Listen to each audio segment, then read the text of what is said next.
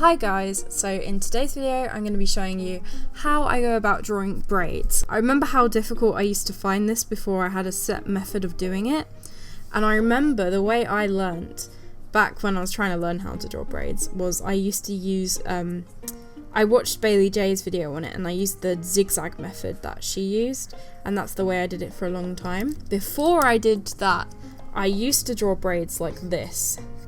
So I would go ahead and make lots of shapes like that, and then just have the hair at the end like that, and I would draw strands across it, and it ended up not looking very realistic at all.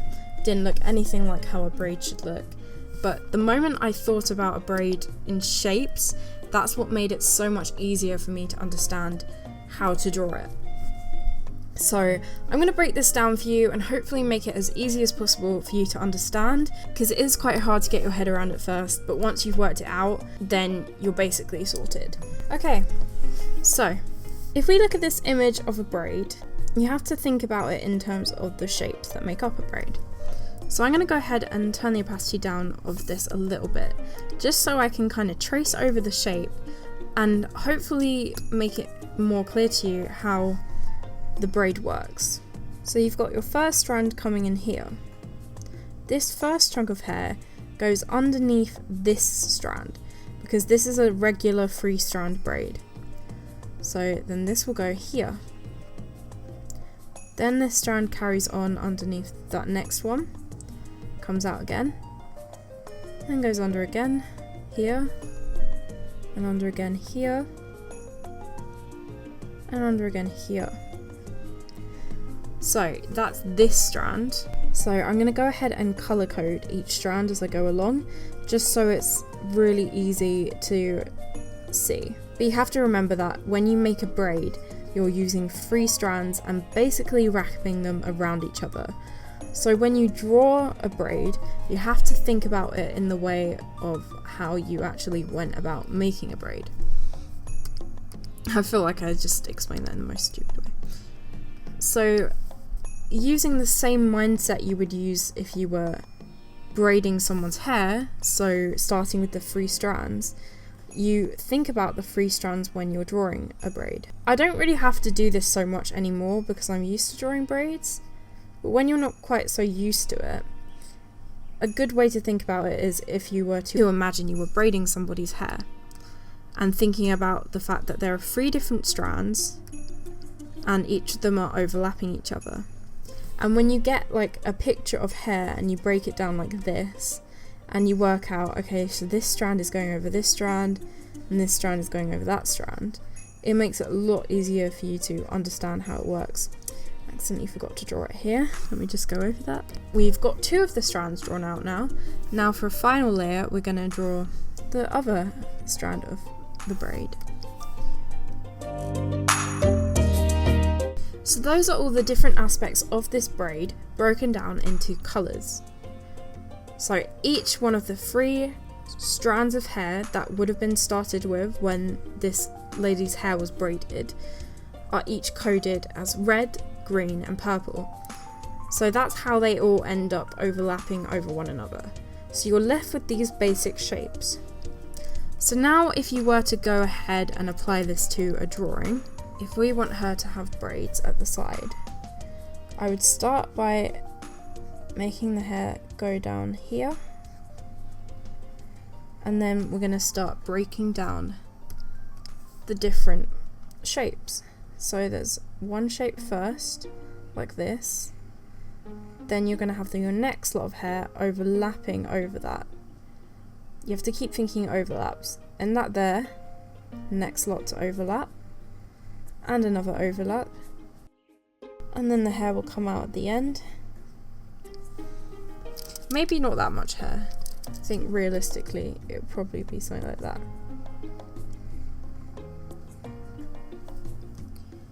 So if I turn down the opacity of that a little bit, I can then go ahead and draw over this. So if you add lines of the hair going in the direction that it's going in, that also helps to make it look a little bit more realistic. Another thing to note is this is actually not a very good looking drawing of a braid because it's kind of following a really straight line, whereas in actuality you can think of it as like a long tube. Because it's going over her shoulder, it'll probably end up curving in this kind of direction, following this shape. So when you don't draw your braid, you might want to follow a curved kind of path, but the whole reason I didn't do that was just for demonstration purposes, just to show you guys essentially how to go about starting the hair. So what I'm going to do next is show you how to draw a braid to look fairly realistic and how to paint it as well. So we're going to start with what we did before, which is break down the shapes, but if you want to go one step further in preparing yourself for the braid and actually draw the path that it's going to follow, like the motion path it's going to follow, I think I'm going to go for this kind of motion because I think it will look quite interesting, and I'm not drawing the rest of the head. So our first chunk of hair will come in about here. And draw the shape of that, and our next chunk will kind of come down a little bit and overlap around it. Then the next lot will wrap around that, and this continuous process of these strands wrapping around each other is just going to keep happening, and you're going to follow the path that's been set. Remember, braids are always thicker towards the top and they kind of thin out as you get towards the bottom, or at least they do in my hair because I have layers in my hair. There we go. Turn the opacity of that down, and we're going to go ahead and do the proper drawing over the top.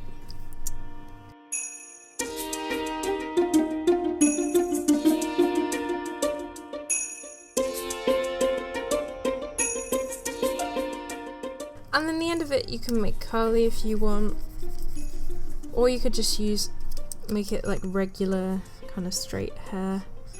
And there you go, you've drawn a basic braid. Okay, so I know that I want this braid to be an ombre braid. I want it to be a brown to lilac-y blue kind of ombre braid. What I'm going to do now is I'm going to click on preserve opacity. This will make sure when I draw in the braid it won't go outside the lines. Now I'm going to set this layer of line art to multiply.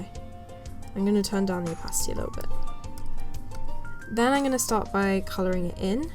I'm going to find the kind of brown that I want for the hair, kind of like this brown.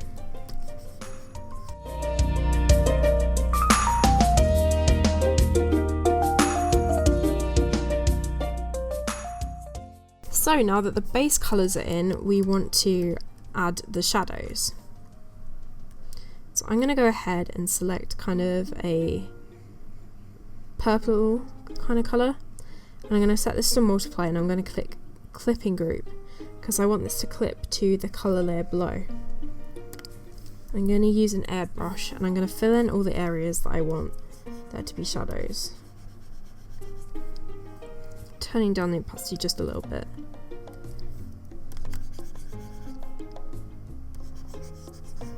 So anywhere where it goes underneath and wraps under a bit of hair, you're going to want that to have shadows. Then I'm going to go ahead and in a luminosity layer using a light yellow, like this. I'm going to make the shines. And when I do this, I'm going to make this a bit of a jaggedy, uneven kind of shine. Using a dark purple again. This time I'm only going to turn the opacity to about here, just so we can have even more shading. But you're going to use this very sparingly. These are all the very localized shadows. So just use these kind of shadows in the corners of the braids. Now we've got all the basic kind of shapes down and everything. Next, I'm going to get my acrylic paintbrush tool. This will basically be any kind of brush tool and paint tool size. I'm going to turn my density up a little bit, turn down the size a little bit. So what's going to happen is I'm going to start off with I'll make sure you merge down your line art for this as well. Everything has to be on all one layer. So I'm going to take my darkest shade and I'm going to start drawing in some dark strands.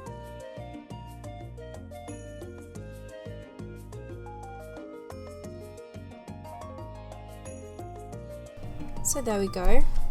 There's a really kind of basic version of what we want this braid to look like. But we're nowhere near done yet.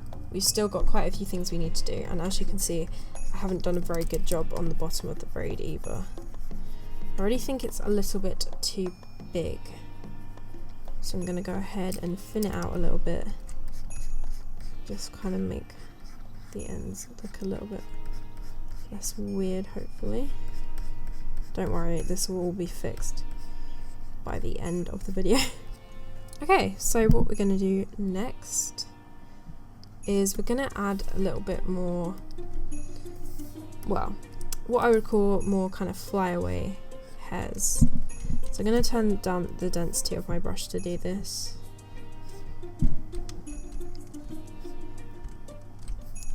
And the blending.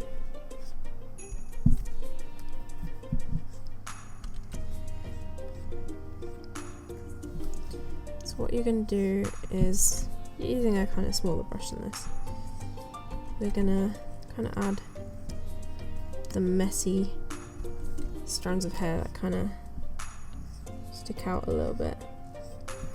All the loose kind of flyaways. And I know this happens with my hair a lot because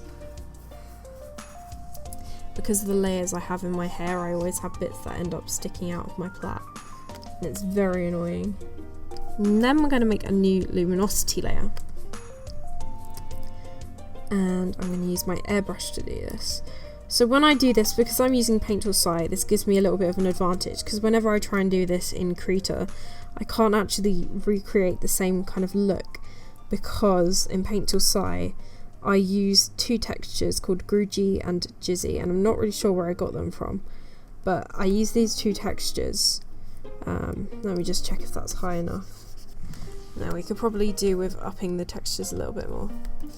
And what that does is it gives a little kind of texture to my brush like this. And I really like that because it adds texture to the highlight. You'll see what I mean when I add it on. So, I'm gonna start adding in some strands. Focusing the luminosity and the brush on the middle bit of the strand, but there will be strands that go down as well. So that's without the luminosity and that's with the luminosity layer. Merge that down. Then we're going to go ahead and use another multiply layer. I'm going to use this to basically just kind of enhance the shadows even further.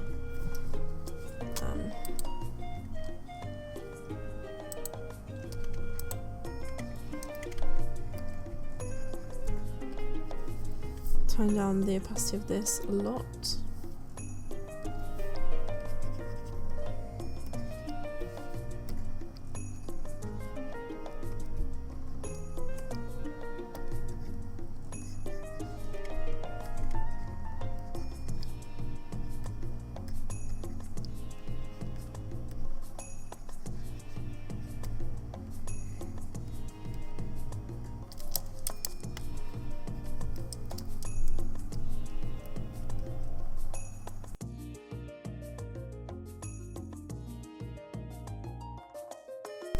But yeah, that's basically it. And then at this point you've drawn a braid. I hope you found this tutorial helpful in some way. I'm hoping to do a tutorial on hair in general soon. So if you would like to see a hair tutorial, let me know. And I'll see you in my next video. Bye guys!